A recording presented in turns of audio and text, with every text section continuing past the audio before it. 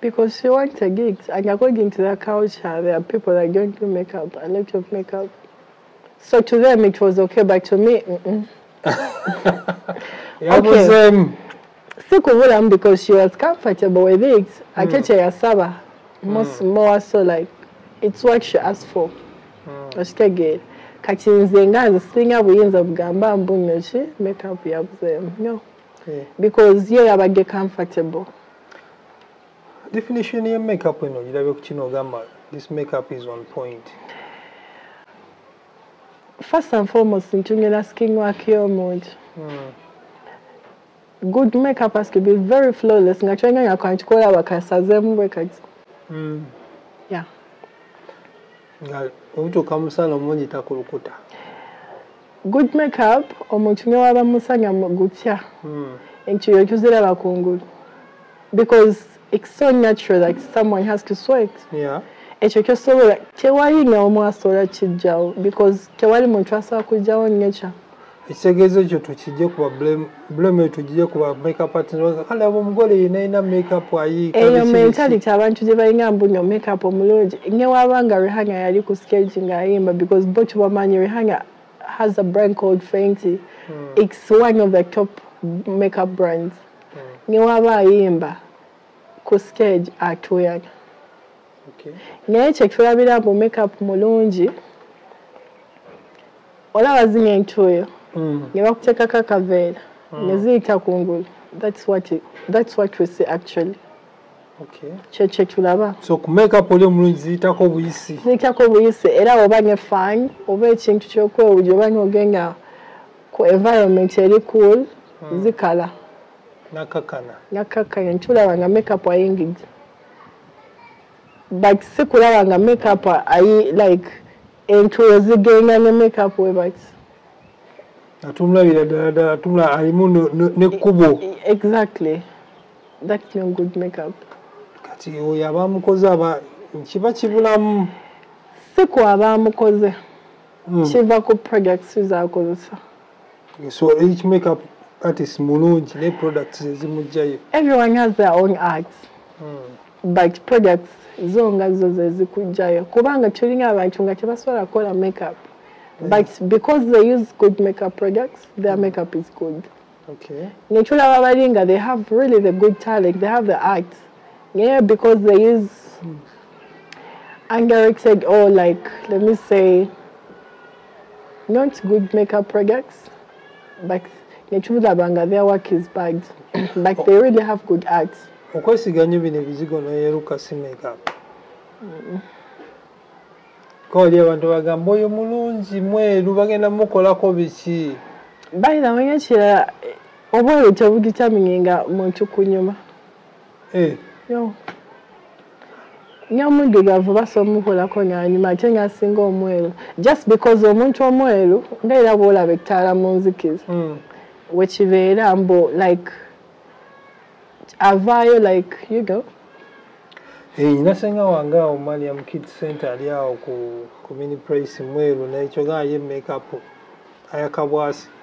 Ye era omuntu omweru nga bwe nkugamba ettaala mu nzikiza. Ye bamulaba mangu era ne wabeeri bamulaba.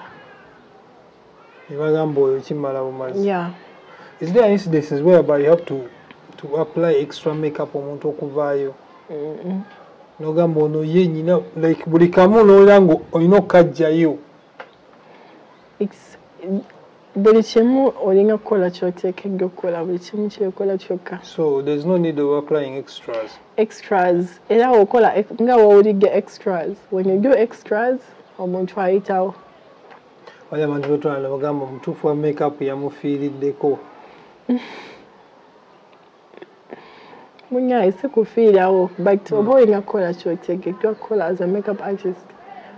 There are some instances whereby omuntu ne bamulaba ne black spots oba embalabe n'ogamba oli bagenda mufiirako. No. You just have to do what you're supposed to do. Okay. Buli kimu kijja kwekola kyokka. Kati olinaku zino abaala batambula nnyo ne kits zaabwe za makeup.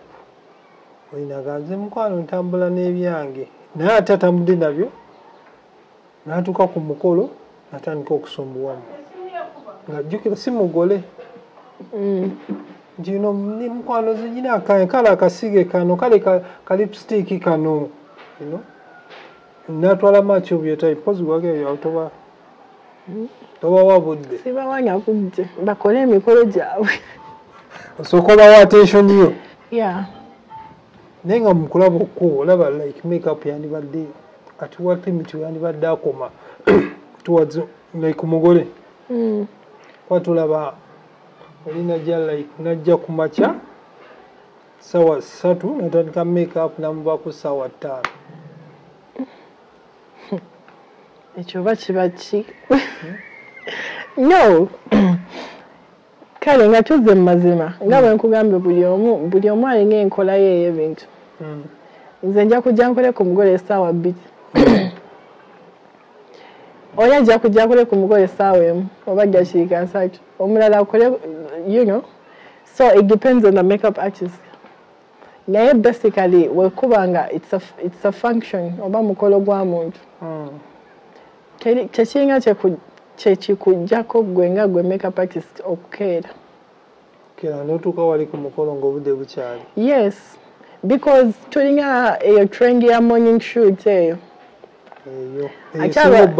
exactly ate abagole munyaike omunyenya kubanga olugole lwe lwaba agenza okukolera mu shoot alufunye ssente so alutaggemu ssente kati tojja muganya kukola shoot naye gwe nga gwe makeup artist tekiringa kyekikujjako kujja ssaawa mwenge ogw'ekiro omugole wo n'omutangikako n'omanya ssaawa emu ajja bba awedde okay ssaawa nga 10 ofunako ku gigs ezigenda mu Western Uganda nzifuna yeah I do abantu abo tebaagala makeup mungi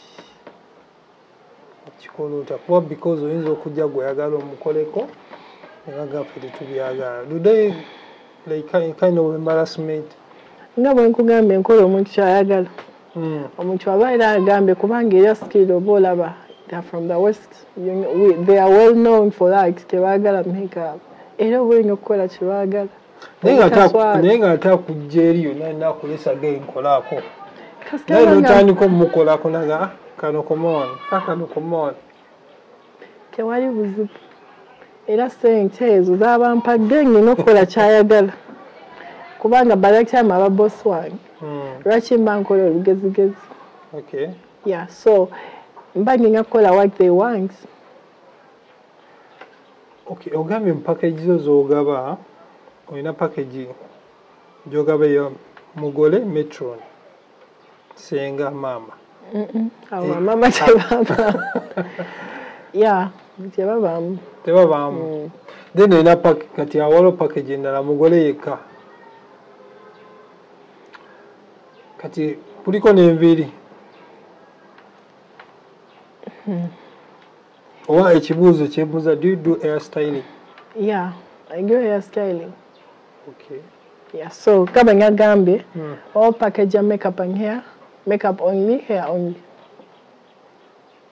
kati singa in case omugole omukyala musiraamu nga veiling tumukola awo mbadde nzijaawo veiling omukola yeah nosiba akakaya bulungi era basobola ogenda ku page ne babiraba byonna akakaya okasiba bulungi tetwayiga kukola kimu kyokka because tuli ba different sects waliwo abasiraamu abakatuliki so oyiga kyonna because you're a service provider in that area tojja kugoba muntu lwakuba waveil oba tojja kufuna muntu mulala atajja kusibire because oba ogazi yake brand yeah business eyinza okujja nga olina emikolo ebiri mu DTM okikola otya oba gwe tokikola nkikola on a condition firstly mba ngina obagamba lunonya kweli luli booked ate nkikola kusinziira sisobola kukwata mikolo ebiri nga gyonna kwanjula no era wenfunira emikolo ebiri ogumu guba gwa mbaga kubanga embaga mulina okukeera ogulala nga gwakwanjula oba kukyala sisobola funa nga zonna kwanjula oba jjo nyambaga because like nga bonagamba embaga olina okukeera nga gwe omuntu because waliwo abayinga kyaki yaabwe ku ssaawa 3 wabaliwo abayinga so olina okukeera era wembanga emikolo ebiri ng'ogumu mbaga olala kwanjula ow'embaga mutuukako nga ssaawa 10 oba 9 so that by ez'okumakya so that by ssaawa ng'emu mumaze ng'ate ngengewa kwanjula ate ne distance paka sikosa afunga mukolo gumu nga guli Kampala ogulala guli Masaka oba Jinja oba nga kikola oti professionalism wano kyekikulu toyina team nina team naye omugole nina team naye omugole wabaze nga ayagala gwe lwaki oba osingikayo team because aba alabye brands avi aba kyalabye assistant wo so aba jiridde gwe like twaliwo incidents lweyinza munyamuganda ku mukolo guno date wait nako omukolo guno naye guti sijja kusobola nenja kuwona ekyo nkikola bw'abanga akkiriza era wakkiriza mugamba assistant wange kakoleko olabe what he does then tulabe oba ojja mukozesa